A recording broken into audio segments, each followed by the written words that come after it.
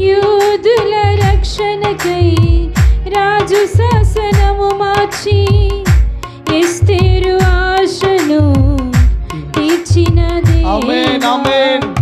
యూదుల రక్షణకై రాజు శాసనము జనాంగం ఆశించిన విధముగా ఎస్తేరు ఆశను తీర్చిన దేవా స్తోత్రం.